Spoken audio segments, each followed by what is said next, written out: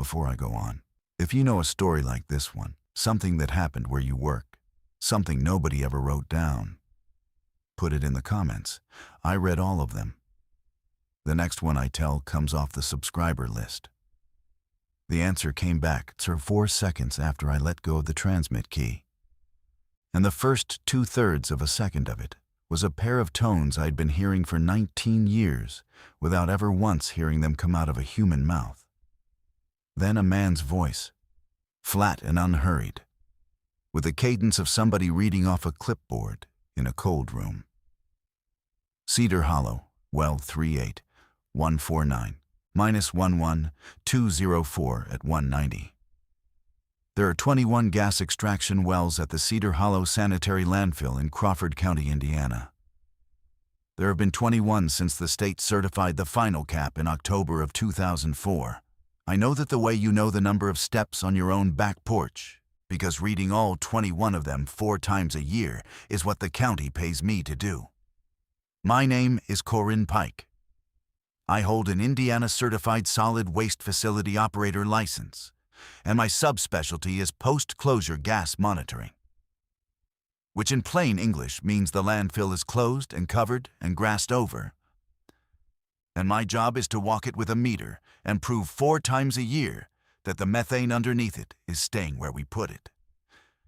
I write down a temperature, a vacuum, a % methane, a % oxygen at every wellhead and every perimeter probe. I sign the sheet. The district files it with the Indiana Department of Environmental Management, and the state either accepts it or asks questions. I had been doing it for 20 years and had never once been asked a question.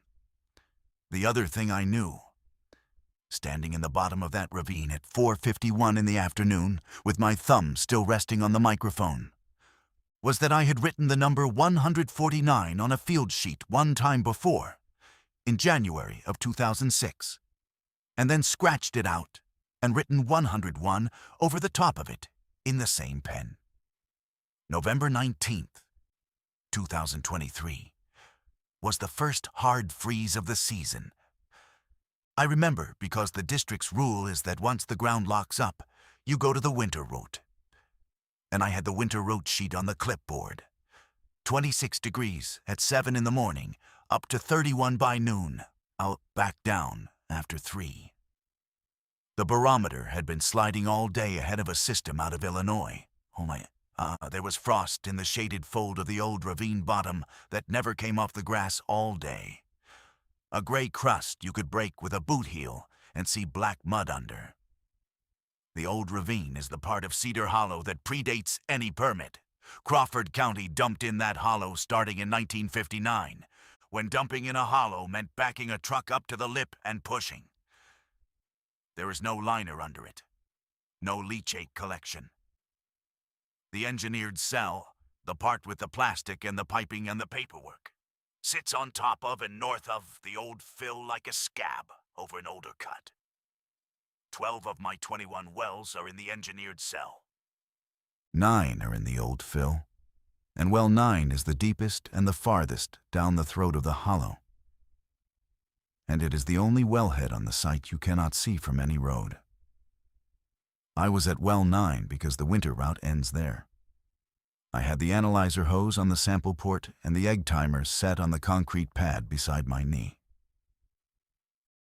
The egg timer is a wind-up, white plastic, a chicken with the dial in its belly, and it came out of a church rummage sale in Marengo for 50 cents when Josie was in 2nd grade. The analyzer needs 5 minutes on the port to give you a settled number instead of a hopeful one, and I do not trust myself to count 5 minutes while my hands are busy. So I wind the chicken, set it on the pad, and when the bell goes, I write the number. 20 years of readings in 3 counties, and every one of them has been timed by a 50-cent chicken. The reason I keyed the mic that long was the cable.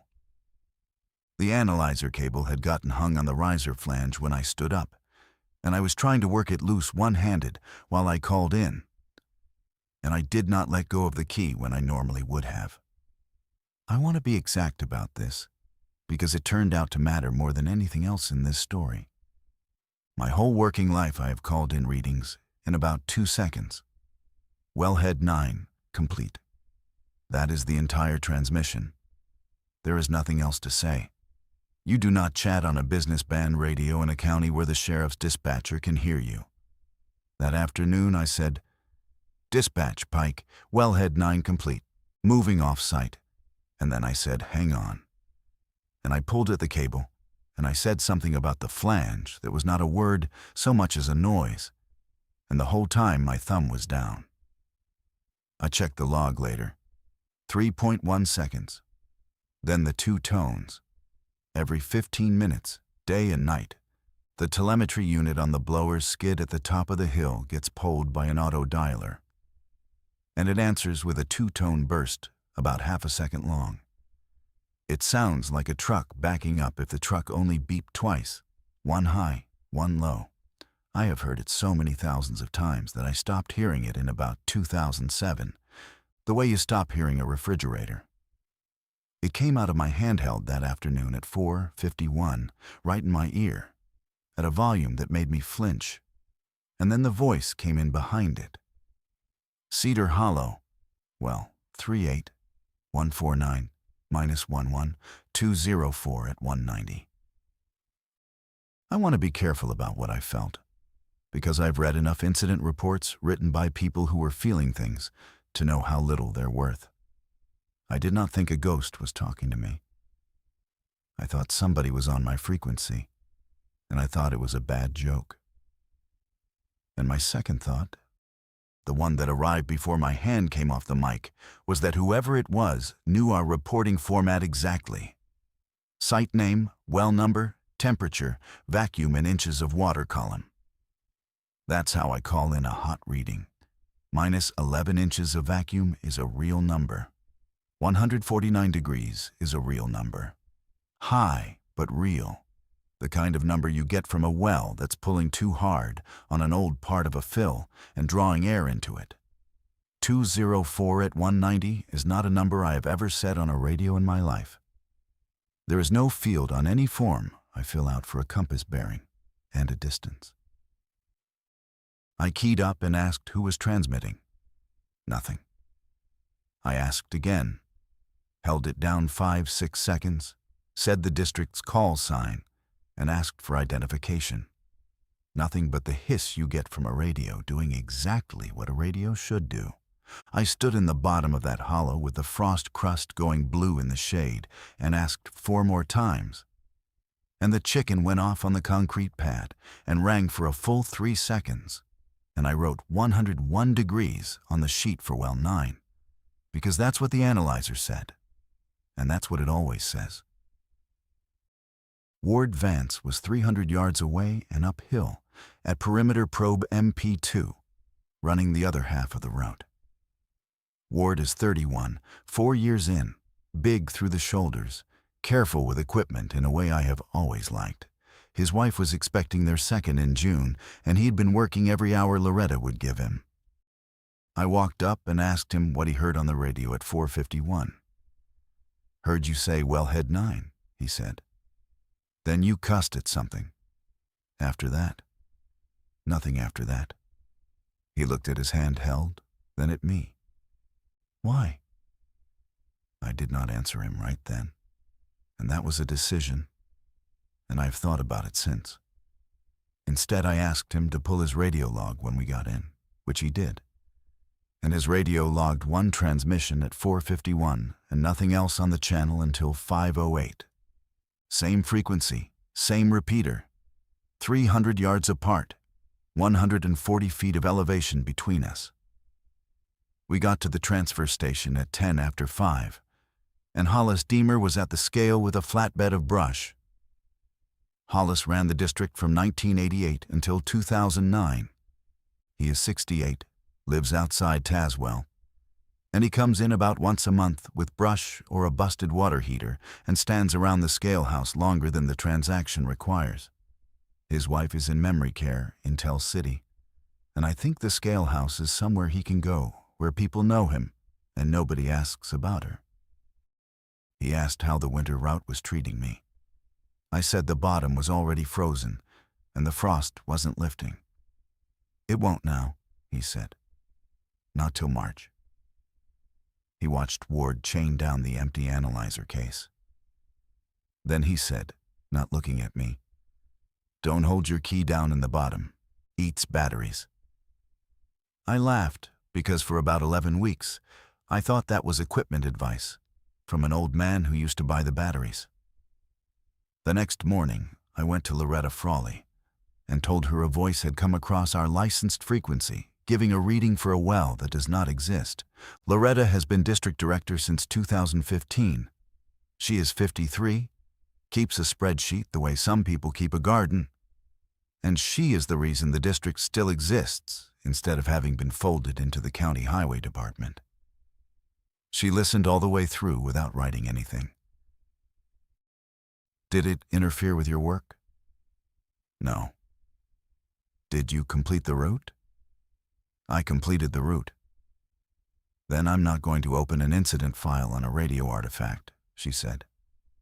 "You put a reportable in the system and the state reads it, and then I've got an inspector out here in a truck. You know what an inspector costs me in staff hours." I said I'd like it logged somewhere. "Log it in your field book," she said. "That's what a field book is for." I want to be fair to her. She was not covering anything up. She was doing arithmetic, and I did not yet know how bad the arithmetic was. So I went to the file room in the district office in English, which is one long room with rolling shelves and a copier that jams on the third page. And I pulled the closure documents. Sheet G2 of the approved gas collection and control system as-built drawing, sealed by an engineer in Evansville, dated August 10, 2004. 21 extraction wells, numbered 1 through 21, each with a coordinate, a depth, and a screened interval. That drawing is a legal document. It is what the state believes about Cedar Hollow. Then, because I was already in there, I pulled the post-closure expense binders. Not for any reason I could have defended at the time. I was looking for the word well. Carnes Drilling, out of Marengo, has done work for the district since before I was hired. In the binders for 1978 through 2022, there are 26 purchase orders to Carnes, ranging from $840 to $19,200, all coded to the same expense category: monitoring point installation and water well abandonment. 26 of them. None of them appears on sheet G2. None of them appears on any drawing in that room. I checked the drawings twice because I was sure I was being stupid. And then I checked the quarterly reports going back to 2004. And every single one of them says 21 wells, stable. And every single one of them is signed on the last line by me. I photocopied all of it. Sheet G2 and all 26 purchase orders, 31 pages, and the copier jammed twice, and I stood there and cleared it and kept going. Then I did the thing I could not undo. The transfer station has a voice logger on the radio channel, a little rack unit that records everything on 151.625 and writes over itself on a 30-day loop. I put a thumb drive in it and copied the file for November 19th, 4:30 to 5, and took it home. District property, off-site, no authorization, on a machine that keeps a user log with my name on it. At my kitchen table that night, I opened the file and looked at the metadata instead of listening to it. My transmission ran 3.1 seconds and ended at 4:51 and 9 seconds. The answering transmission began at 4:51 and 13 seconds and ran 6.2 seconds. And the logger had captured every bit of it, the tones and the voice, and a small dead space at the end. The received signal strength field for those 6.2 seconds read 0. A logger that records 0 signal strength for 6.2 seconds of clear audio is either broken or it is telling the truth. And I needed to know which before I said another word to anyone at the district. The other thing I needed to know was how long I had. The transfer station recorder writes over itself every 30 days, which meant the original file would be gone on December 19th, and the copy in my kitchen drawer, the one I took without authorization, would be the only version of that afternoon left in the world. Toby Ruse has kept the district's radios running out of a shop behind his house in Corridon since before I was hired. It's 38 miles from English on Interstate 64 and then State Road 62, about 50 minutes if you don't get behind a chip truck. I went on a Saturday and paid him out of my own pocket, because the second I put it on a district purchase order, it becomes a document, and Loretta reads documents. He charged me $70 an hour and took 2 hours. $140. That was, at the time, most of what I had set aside toward Josie's senior class trip to Chicago, which the school wanted $900 for by March. Toby put the file on a bench machine with a Spectrum display and made me sit on a stool and not talk. He listened to it 11 times. Then he started ruling things out. And he did it the way a man does when he's hoping to get to the end of the list and find the boring answer sitting there. First, he checked the licensing. Our frequency is 151.625 megahertz, a licensed business band channel, and the district holds it. He pulled the federal database on his laptop and searched a radius. Inside 41 miles of Cedar Hollow, there is exactly one licensee on that frequency, and it is us. The nearest other holder is a limestone quarry over in Perry County, 93 miles out, and Toby called them Monday and confirmed their base station had been down for reprogramming since the 8th of November. Then he ruled out skip. Skip is when the atmosphere bends a signal from far away and drops it in your lap. And everybody who has ever worked a radio has a story about hearing a taxi company from 3 states over. Toby's point was that it happens on that band in warm weather, in the summer, with high pressure sitting on you like a lid. November 19th, we had a falling barometer ahead of a front and 26 degrees at daybreak. He also said skip does not arrive as one clean 6-second transmission and then quit. It arrives as a mess, in pieces, over an hour, and you hear a dozen people you don't know. Then he did the part that cost me the $140. Your radio's an FM receiver, he said. When a real signal shows up, the hiss goes away. Quiets right down. That's the physics of it, not an opinion. He ran the file and pointed at the display. Watch the noise floor. The hiss did not change. Not before the tones, not during the voice, not after. The background sounded exactly the same the whole time, the way an open channel sounds when nobody is on it. There was no squelch tail either. That little burst of static at the end, when somebody unkeys. There was no carrier detect flag in the log at all.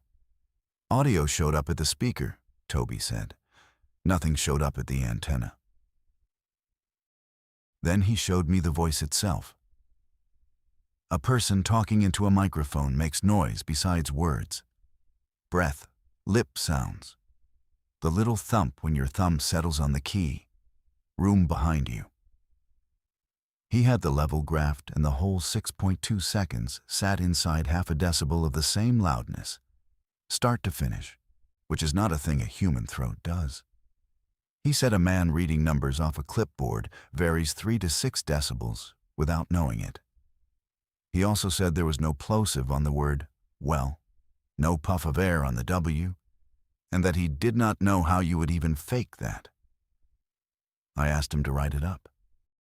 He wiped the bench with a shop rag for a while. I'd be signing my license number to something I can't explain, he said.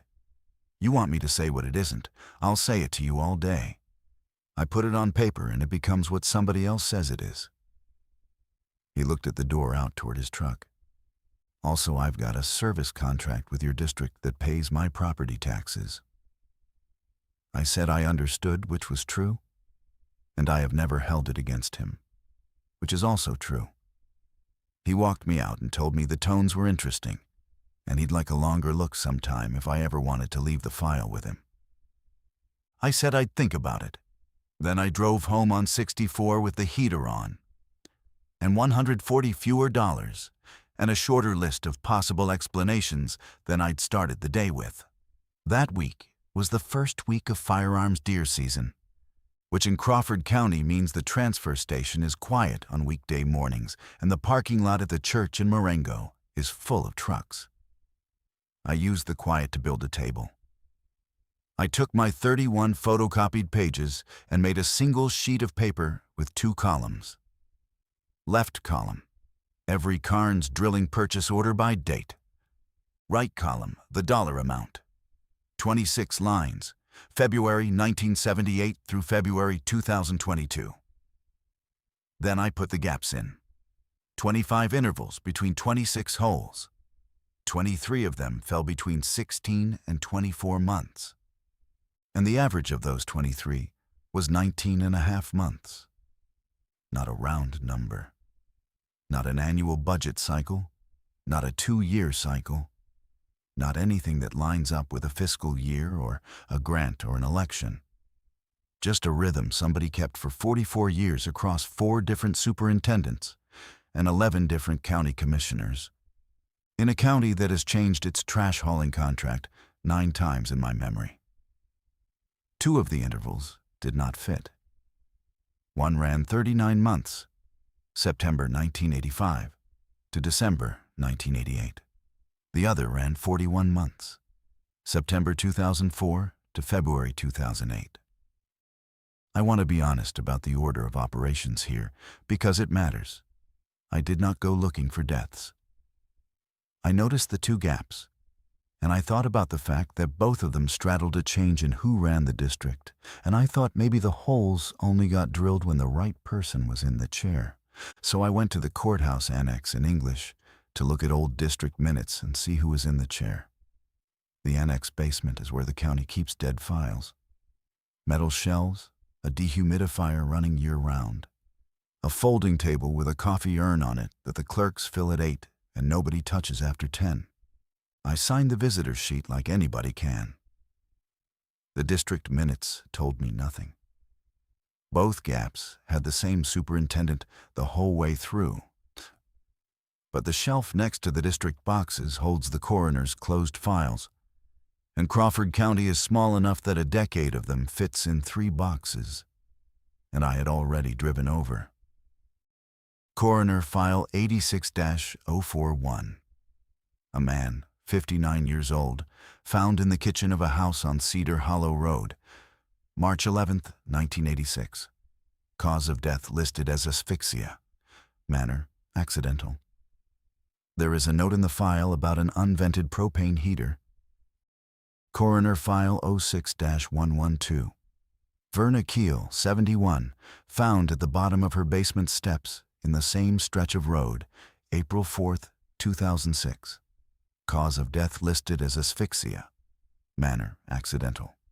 There is a note in the file about a failed furnace and 1 line in the fire marshal's handwriting, saying the first responders reported a strong odor in the basement described as rotten and sweet. That line is the one that stopped me, and I want to explain why, because it looks like nothing. The gas that comes out of a landfill is about half methane, and methane has no smell at all.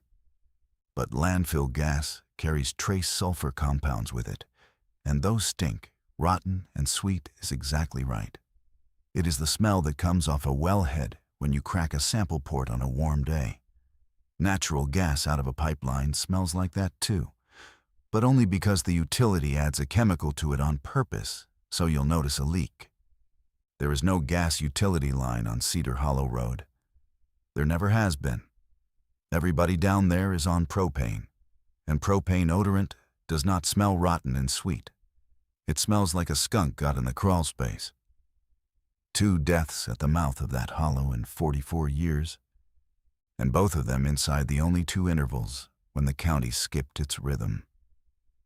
There are 3 houses at the mouth of Cedar Hollow Road, 2 occupied. I went home and sat at the kitchen table and did not sleep well.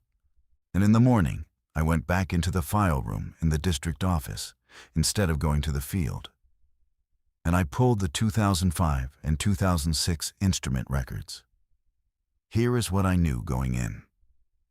In January of 2006, on a winter route in weather like the weather I'd just had, I read 149 degrees at wellhead 9. I called it in. Hollis Deemer was superintendent then, and Hollis met me at the shop and told me the analyzer's temperature probe had failed its calibration check that week, that the vendor had already been notified, and that I should write the trending number instead of the bad one and note the instrument fault. I wrote 101. I did not note the instrument fault because he said he'd handle the fault paperwork, and I was 28, and he had run that place since I was in middle school. The vendor's bump test certificate for that instrument is a single page. Serial number, date, the 4 gases, the temperature channel, pass or fail on each line. It is dated January 10th, 2006, and every line says pass, and the temperature channel is marked within 1 degree. The meter was fine. 149 was real. And 11 weeks after I wrote 101 over the top of it, a 71-year-old woman 2,000 feet down the hollow was found at the bottom of her basement steps. I had told myself for 20 years that whatever else was true about me, I had never shaded a number. I had said it out loud to Ward once, at a lunch table, like it was a personality. It was not true. I had shaded one, once, because a man I trusted asked me to. And I had gotten away with it so completely that I forgot I'd done it. I made copies of the certificate and the field sheet with the scratch out and put them in the same envelope as everything else. Then I went to Loretta. I did not lead with the voice. I laid the drawing and the 26 purchase orders on her desk and asked her why the district had paid Carnes Drilling for 26 holes that appear on no plan sheet in the building. She read for about 4 minutes without saying anything. Monitoring point installation, she said. That's a maintenance category. For a monitoring point that isn't on the permit. You don't know that they went in the ground. She set the stacks square. You know we paid invoices. I asked her to let me open the superintendent's records boxes. There are 9 of them, banker's boxes, in the annex, marked with tape, and district policy says a records request from staff goes to the director. She told me what her year looked like instead. Post-closure care at Cedar Hollow runs through 2034, 11 years left at the time. The district's estimated remaining obligation was $1,900,000 against a trust fund holding $2,140,000. $240,000 of daylight over 11 years.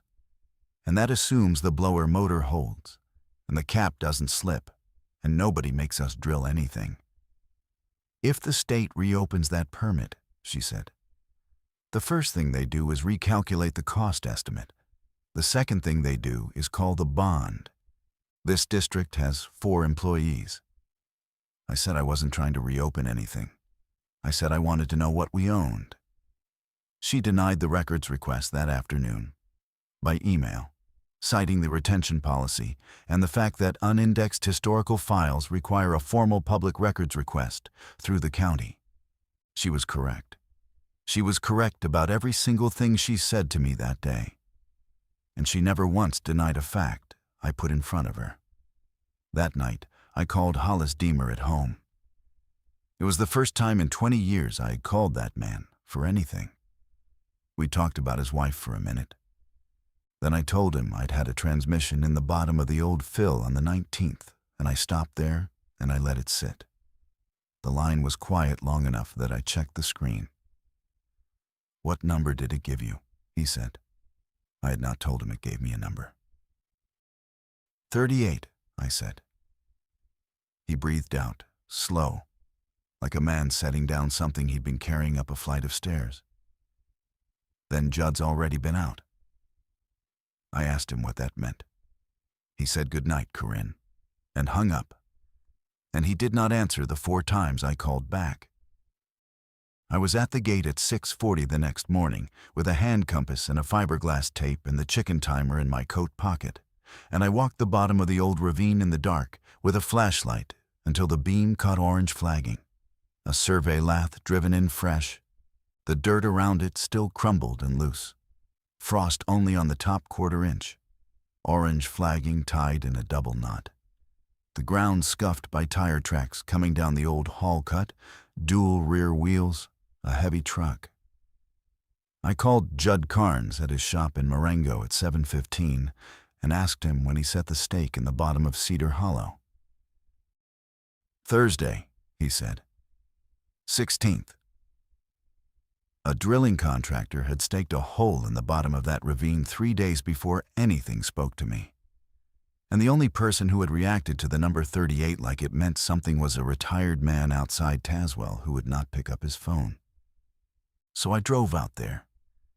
Judd Carnes had told me one word on the phone Thursday, and then said he had a rig on a water well in Milltown, and hung up. And I understood by then that I was going to have to sit in people's kitchens if I wanted sentences. Hollis lives on a gravel lane off State Road 64, east of Tazewell. A brick ranch with a pole barn and a wheelchair ramp somebody built well. He came out on the porch before I was out of the truck, which told me he had been watching the lane. I said I wasn't there to make trouble for him. He said trouble had already been made, and asked if I wanted coffee. And we sat at a table with a plastic cloth on it and a stack of memory care invoices from a facility in Tell City, $3,800 a month. Right there beside the sugar. He didn't move them. I think he wanted me to see what a deposition would cost him. He asked what Loretta had said. I told him she'd denied the records request in writing. "She's right to," he said. 9 boxes of nothing in there. It was never in the boxes.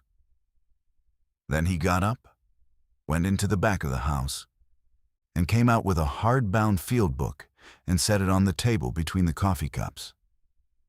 It's a surveyor's book, the kind with sewn pages and a cloth spine, about 4 by 7 inches, gone the color of a paper bag. The inside cover has a name in pencil: E. Rothrock, Crawford County. Dump, and under that, 1959. Rothrock was the county's first dump foreman. He died in 1979, and I had never heard his name spoken out loud in my life. The pages are ruled in columns, and every entry is the same shape. A date, a temperature, a vacuum, sometimes blank in the early years because there was nothing to pull vacuum with. Then a bearing and a distance. Then a second date, later, and one word: augured or set or in. 11 entries between March 1959 and October 1977. Then the handwriting changes, twice. Rothrock's slanted pencil runs through 1977. A blockier hand in ballpoint takes over. That was Merle Otta, who ran the district in the 80s, and I recognized his printing from old scale tickets. Hollis's handwriting starts in 1988 and runs to 2009. After that, the entries are in a hand I did not know until I looked at the loop on the letter G and realized it was Loretta's. The last entry was dated November 16th, 2023, 3 days before my radio spoke. 204 degrees, 190 feet. Judd's stake. "She's been writing in it," I said. "She writes in it," Hollis said. "She's never once talked to me about it, and I've never once talked to her about it. That's how it's handed over. You get the book, and you get told the book comes with the desk." I asked him what happens if you don't. "You already read the coroner's files," he said. "Don't make me say the rest of it out loud, in my own kitchen." I asked him the only question I actually cared about. Who was on the other end? Who was giving the readings? Hollis turned his cup a quarter turn on the plastic cloth. He's not a dramatic man. He worked 40 years in trash, and he has a bad shoulder and an opinion about every truck manufacturer in America. I never asked it a question, he said. I only ever answered it. I said that wasn't an answer. No, he agreed. It's the whole of what I've got.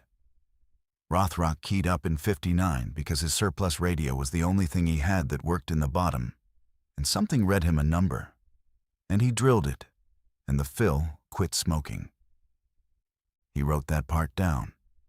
He never wrote down why, because there isn't a why. There's just a number and a place to put it. He pushed the book an inch toward me.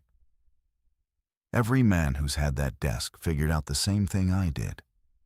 You can spend your career trying to explain it and drill the hole anyway, or you can just drill the hole. The hole's the same either way. I asked why he never told me in 20 years. Because you'd have done exactly what you're doing now, he said, and because I liked you. I asked if I could take the book. He said he'd been trying to get rid of it since 2009. The math I did in the truck in his driveway is the arithmetic that ended my career, so I'll be plain about it. 11 holes in the book before 1978, augured by county men with a rented rig. 26 holes on invoices from Carnes Drilling from 1978 forward. 11 plus 26 is 37. Every hole ever put in the old fill at Cedar Hollow, going back to the first year the county dumped there. The next one is 38. 21 of those 37 had eventually been folded into the permitted system when the site was capped in 2004.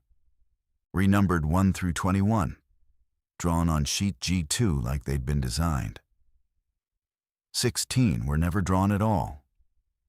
Everything in that book is measured from something the entries call the county stake, bearing and distance, 64 years of it, and not one coordinate. It's a local system. It's useless to anybody who can't stand on the origin. I took Ward with me to find it, because it's a two-person job with a tape, and because I had decided I was done keeping it from him. I told him everything on the drive out, in order, including the 2006 certificate and vernacular. He didn't interrupt. When I finished, he said, "You should have told me on the 19th. And he was right, and I said so. The datum stake is in the bottom of the ravine, 40 feet north of the old hall cut, in a stand of honeysuckle that has grown up around it and probably saved it. It is a wooden hub, 2 inches by 2 inches, sawn off about 4 inches above grade, gray and checked and soft on the outside, hard underneath. There is a common nail driven into the top of it. The nail head is worn shiny in the center, the way a thing gets when a plumb bob string has been dropped on it a few hundred times over 60 years. We ran the first 3 entries in the book off that nail with a compass and a 200-foot tape, correcting for declination, and we found casing every time. That's the thing I want to be understood. Not a depression, not a soft spot. 4-inch steel casing, standing 4 to 8 inches proud of the ground. With a bolted cap, in honeysuckle, and multiflora rose, where nobody has walked in decades. Entry 9 in the book, 116 degrees, 241 feet, augured October 1963, put us under the north toe of the old fill, in the shade, on frozen ground. The casing there had an aluminum tag wired to it with copper wire gone green. Stamped, not printed. The number on the tag was 9. That should have matched. It didn't. The book's own sequence, counting entries from the front, puts that hole at 14. The 3 holes before it in the book were tagged 4, 5, and 7. There is no logic I could construct that gets you from the book's order to the numbers on those tags, and I asked Ward to check my counting twice, and he counted it the same way I did. I have never explained it. I wrote it in my notes and moved on, because there was a bolted cap in front of me and I had a probe. The cap had a 1/4-inch sample port with a threaded plug. I backed the plug out with a wrench, and the air that came off it was warm on my knuckles in 28-degree weather, and it smelled rotten and sweet. I ran my probe thermometer down the port. 151 degrees. That is a real number, and it is a bad one. A well pulling 151 is a well that's drawing oxygen into the waste and cooking. 60 years old, no permit, no monitoring, nobody's name on it. 500 and some feet uphill from 2 occupied houses, and hot. Ward stood there with his hands in his jacket and said, "How many of these are hot?" We spent the next 4 days finding out, on district time, which I did not clear with anybody. We located 31 of the 37. 6 we could not find, all of them from the 50s and 60s, and I assume they're buried under the 2004 cap. Of the 16 that were never drawn on any plan, 11 had sample ports we could open. Every one of the 11 read above 120 degrees. The hottest was 163. Then we plotted all 37 on a district base map. At 1 inch equals 100 feet. And the thing that had been a list turned into a picture. They march. Not in a line in an arc, swinging from the head of the ravine around to the west and then bending south. And the spacing tightens as it goes. The 11 Rothrock holes sit in a cluster you could throw a rock across. The last 5 holes, the ones drilled between 2014 and 2022, moved the working end of that arc 360 feet in 9 years, 40 feet a year. From the 2022 hole to the nearest occupied house at the mouth of Cedar Hollow Road is a little over 500 feet, 12 years, at 40 feet a year, 2035. 1 year after the trust fund and the state's post-closure clock both run out. I wrote a memo. 2 pages, dated December 4th, addressed to Loretta, copied to nobody. It said the district had 37 bored penetrations in the old fill, that 16 were undocumented on the permit, that 11 of those 16 were above 120 degrees, and that I recommended a permit modification to add them as monitoring points with quarterly readings. I attached the map and the temperatures.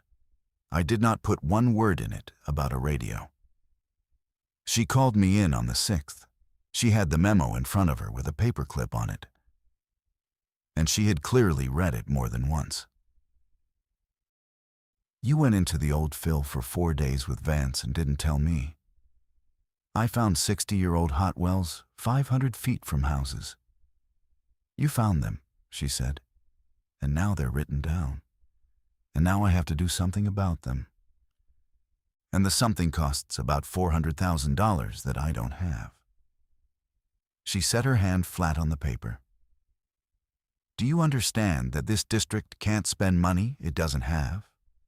That's not policy. That's arithmetic." I said the arithmetic didn't change what was in the ground. "No," she said, "it doesn't." She never argued a single fact in that memo. Not one. That's what I couldn't get past.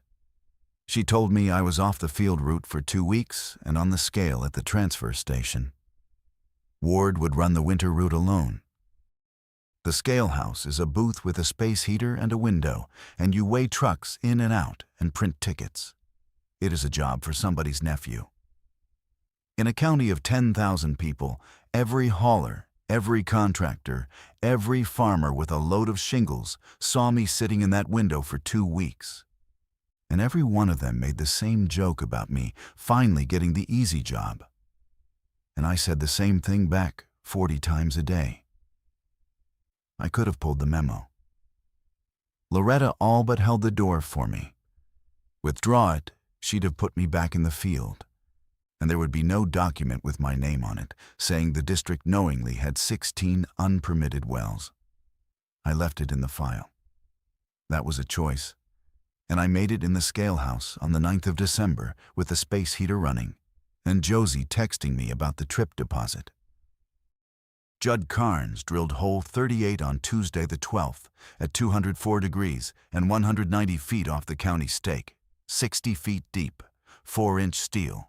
Carnes tied it into the header Wednesday, and the district paid him $11,400 against a purchase order coded monitoring point installation and water well abandonment, signed by Loretta.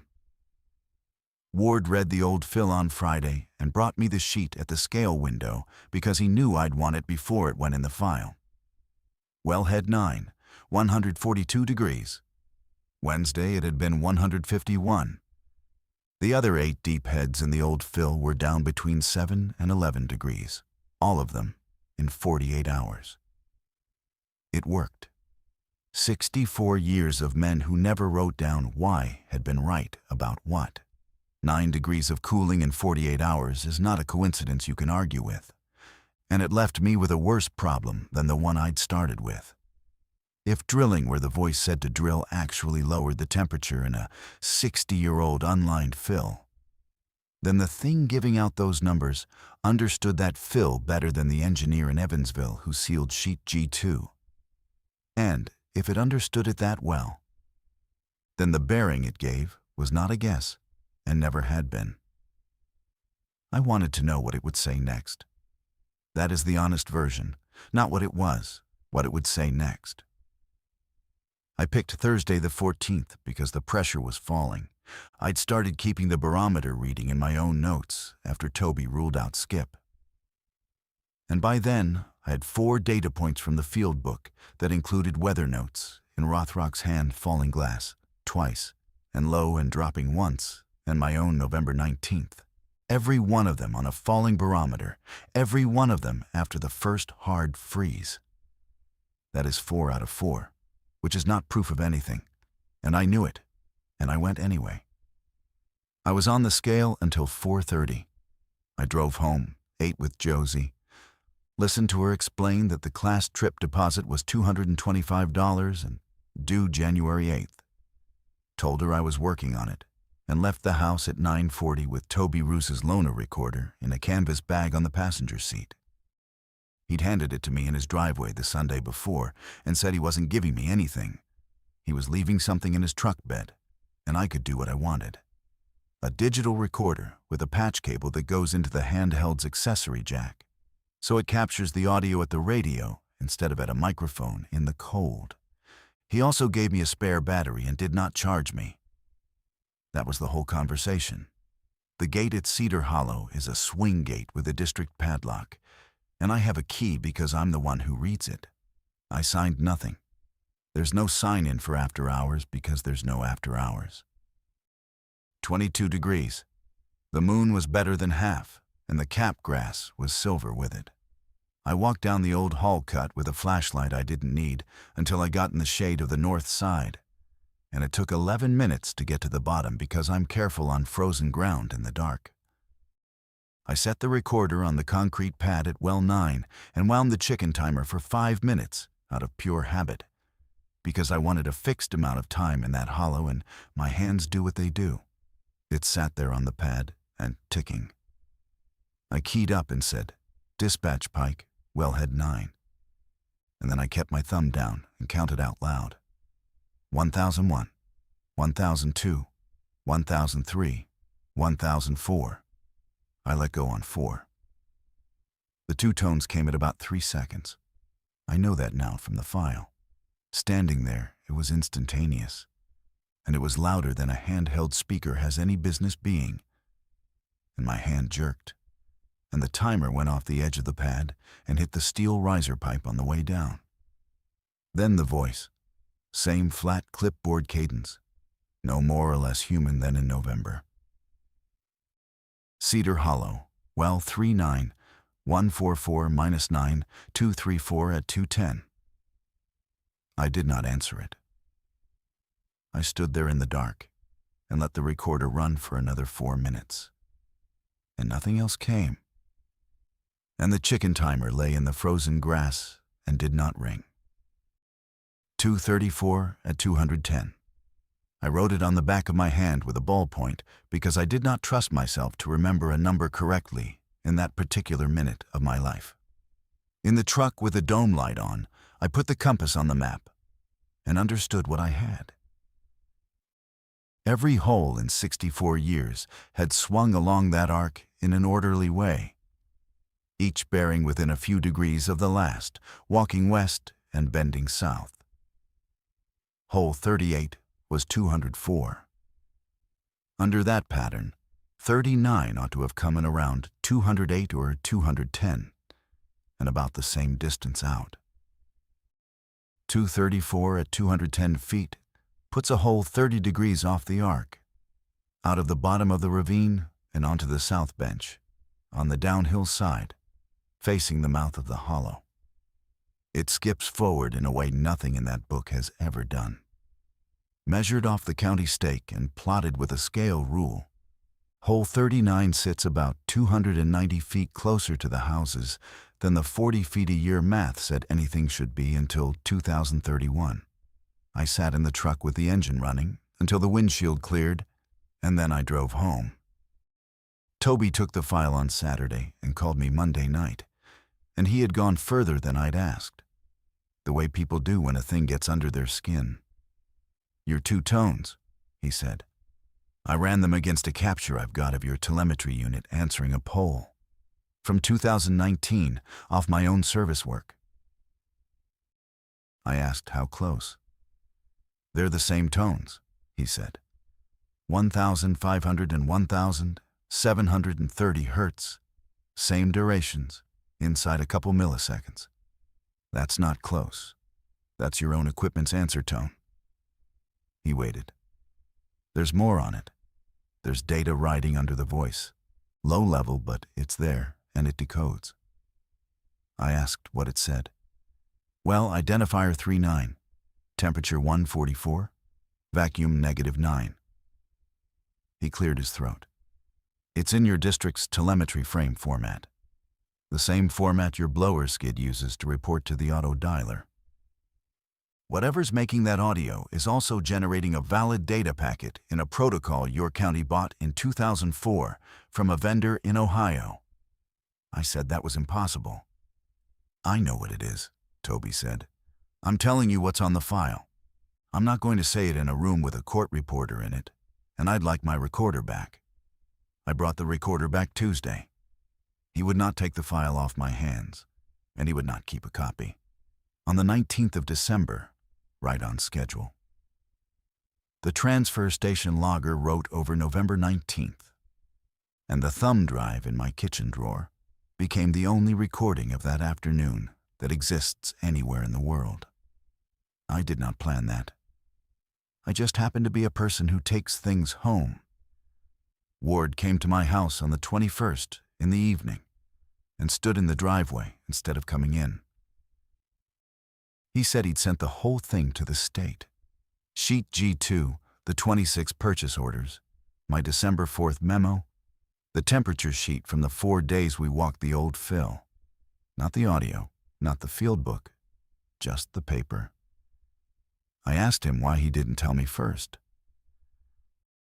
"I'm telling you now before they call you," he said. "I'm not going behind you." I told him what it would do to Loretta's budget.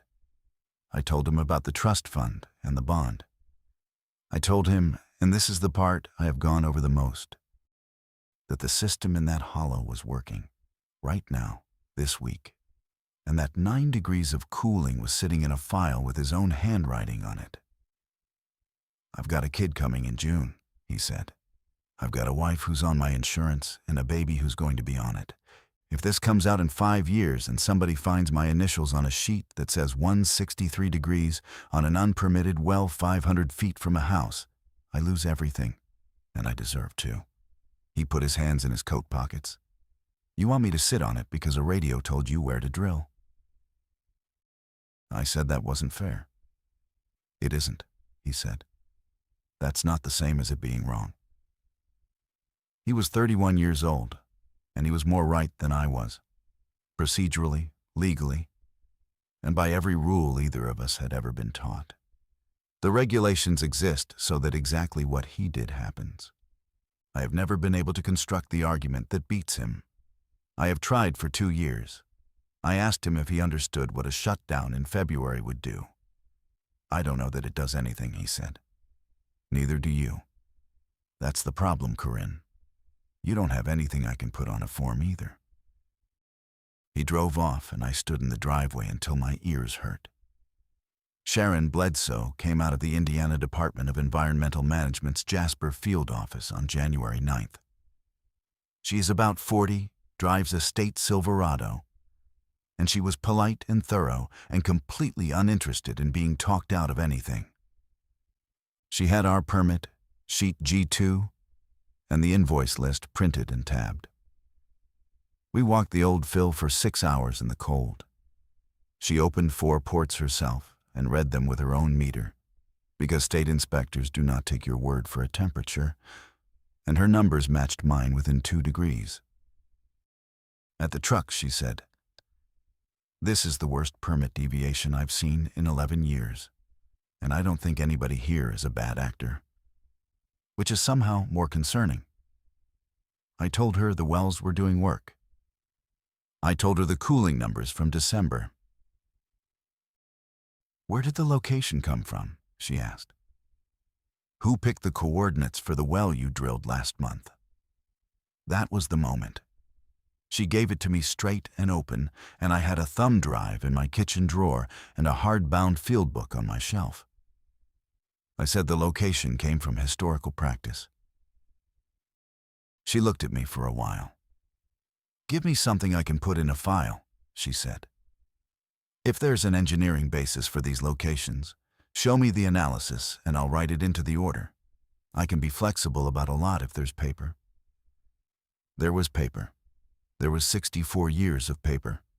It was in pencil, and it was measured off a wooden stake, and it had no engineer's seal. And the only thing it proved was that 4 county employees had done what a voice on a radio told them to do. I said I'd see what I could find. The notice of violation came February 2nd. Failure to obtain permit approval for gas collection system modifications. Failure to monitor and report. 26 unpermitted extraction points to be surveyed, evaluated, and either permitted or properly abandoned within 180 days. The compliance order came with it, and it was a routine, defensible, textbook document. Before any evaluation of an unpermitted well could be considered valid, the state required a baseline. That meant the blower had to come off. 14 days of system shutdown, starting February 12th for flow balancing, integrity testing, and static pressure measurement on all points. 14 days with the gas collection system dead, in February, in a county where the ground had been frozen since the 19th of November.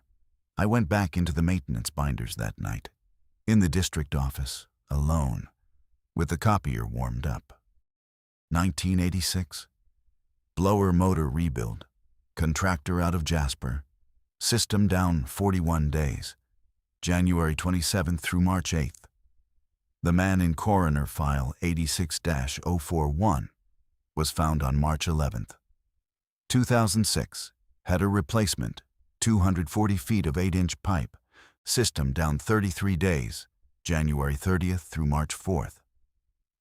Verna Keel was found on April 4th. Both shutdowns in frost season. Both inside the 2 long gaps when the county had skipped its rhythm. 11 weeks from restart to a body in 1986. 4.5 weeks in 2006. It was never only about drilling the next hole. It was about not letting the suction stop while the ground was locked. Frozen ground is a lid. Gas that can't go up goes sideways, and sideways out of that hollow is downhill, under the frost, into gravel and old tile and basements at the mouth of Cedar Hollow Road. The state had just ordered us to recreate the exact condition that killed 2 people for 14 days. for the entirely correct reason that you cannot certify a well you haven't tested. It started in 11 days. 11 days is enough time to try every legitimate route there is, and I tried them in order. And I want the order on the record because people have since suggested I went straight to the valve. February 3rd. I emailed Sharon Bledsoe the 2 shutdown histories with the coroner file numbers attached. She called me the next morning from her truck. I read it twice, she said.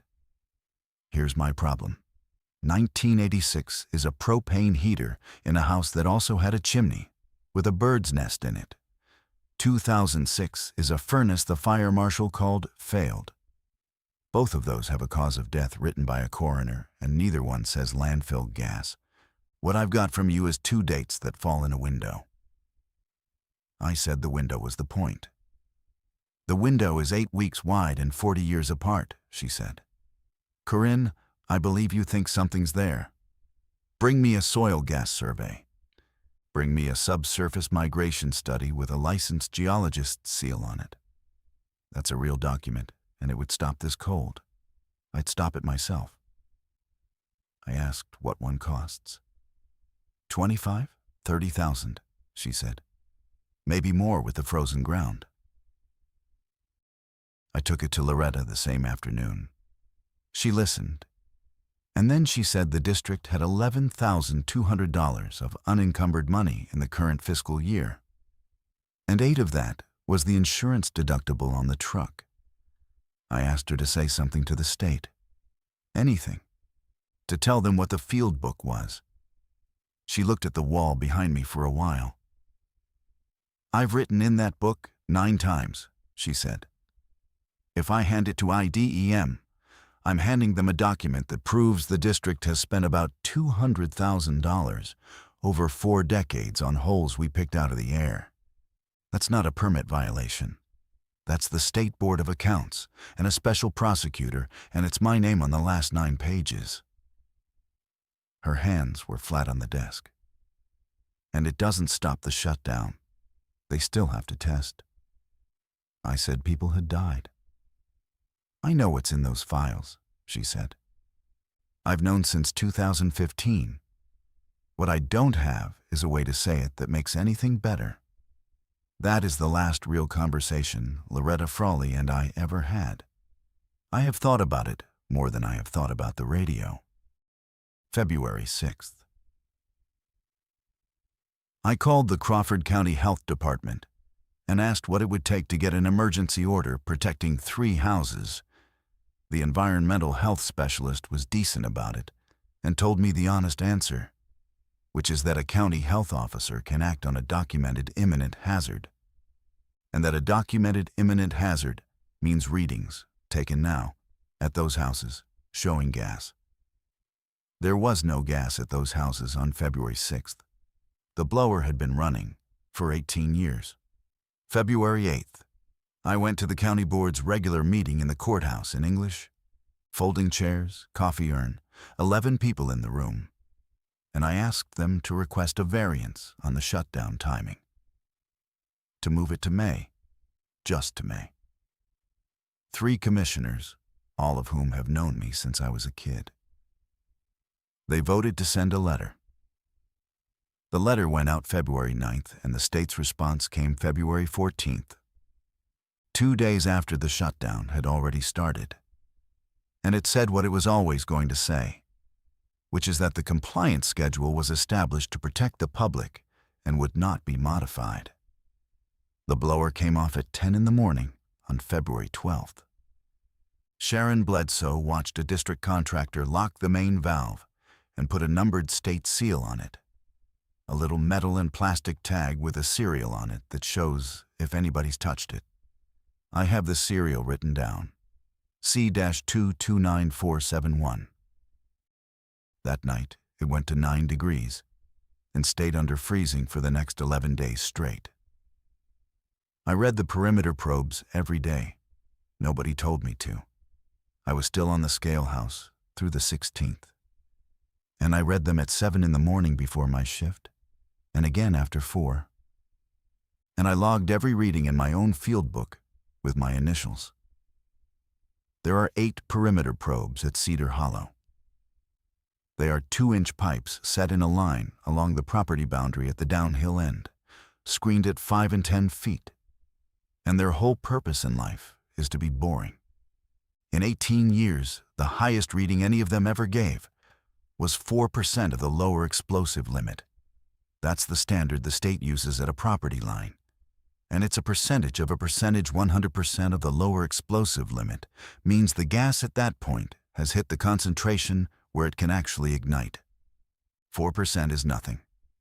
4% is a rounding error. Day 1, all 8 at 0. Day 4, MP4 at 6%. I called Loretta. She said log it.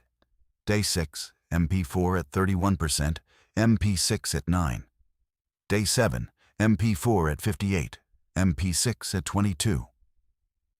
I called Sharon that afternoon, and she said to keep reading and send her the numbers daily, and she meant it. And she did read them.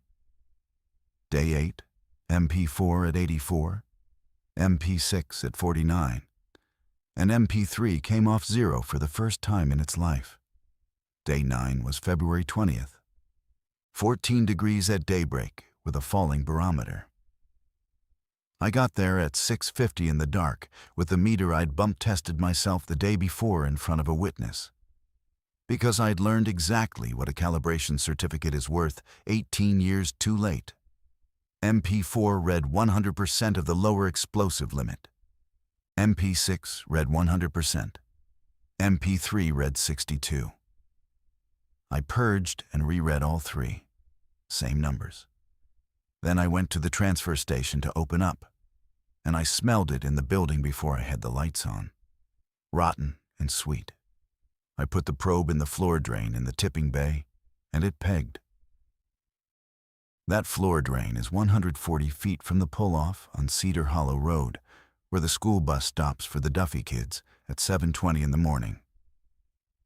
I called Ward and told him to come, and he came, and he stood there and watched the meter with me and did not say anything for a long time. Then he said, "Okay." I called Sharon at 7:05 and got voicemail. I called the Jasper office at 7:30 when it opened and was told she was in the field and they'd have her call me. She called at 11:40 and by then it was done. At 7:50 on February 20th, I cut State Seal C-229471 with a pair of bolt cutters out of the district shop, opened the main valve, and restarted the blower. Ward was standing beside me. I told him to be somewhere else, and he said no. Then I called the sheriff's department and asked them to evacuate 3 houses on Cedar Hollow Road on a suspected gas hazard. And a deputy and a volunteer fire crew out of Marengo knocked on doors and got 5 people and a dog out and into the fire station. And the county highway department barricaded the road. And the whole thing took about 40 minutes because Crawford County is small and everybody knows everybody. The reading started falling within 4 hours. MP4 was below detection at 3 in the morning on the 21st, 19 hours after restart. MP6 followed by 6. The drain in the tipping bay was clean by the 22nd. Nobody was hurt. That is the part that makes what came after possible to live with. Sharon Bledsoe did her job. Cutting a state compliance seal is not a gray area.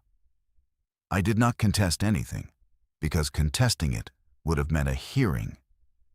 And a hearing would have meant testifying under oath about where the location of well 38 came from.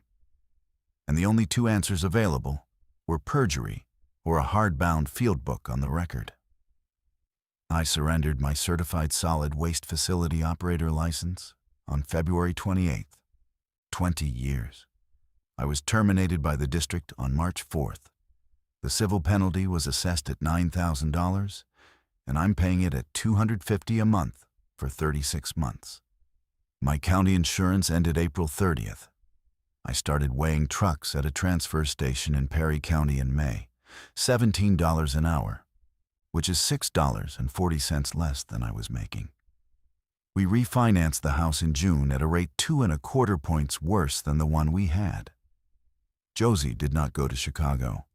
She graduated in May and started at Vincennes in the fall on a loan in her own name, which is the sentence in all of this I have the hardest time saying out loud. Here is what the institution did. And it is the part nobody outside this county knows. The state and the district signed an agreed order on June 11th. Under it, the 26 unpermitted wells were not abandoned. They were surveyed, tied to real coordinates, and added to the permit as supplemental extraction points, with the 2738 included in the amendment. The order also extended post-closure care at Cedar Hollow from its original end date of 2034 to an indefinite term subject to 5-year review, which means the trust has to be funded forever and the state pays half of it out of a solid waste management fund. Loretta got the thing she needed most in the world out of the worst 2 weeks of her career. I don't believe she planned that. I believe she took it. In June, the county board vacated the last third of Cedar Hollow Road and bought all 3 houses at the mouth of the hollow at appraised value plus relocation. They were demolished in August. One of them was Verna Keel's, which her nephew had been renting out. Nothing in the resolution says why. It says drainage and maintenance cost. Every document produced in this matter is accurate. The notice of violation is accurate. The agreed order is accurate. My license surrender is accurate. Everything the county ever wrote down was true. The part that kept people breathing was the part with no line on the form.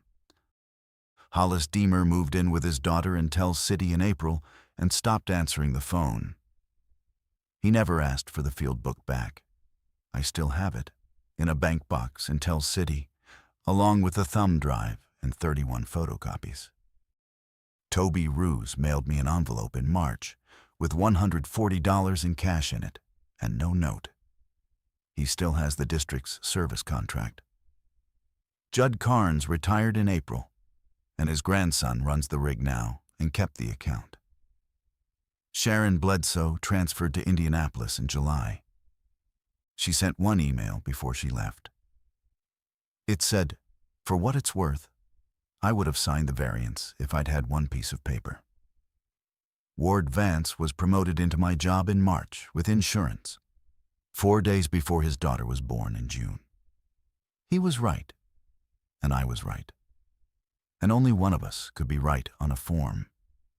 On the 7th of March, I drove up Cedar Hollow Road for no good reason, and his truck was parked at the top of the old hall cut next to Carnes' drillings rig, in the cold, with the ground still frozen. He has not answered a text of mine since. I don't know what number they gave him.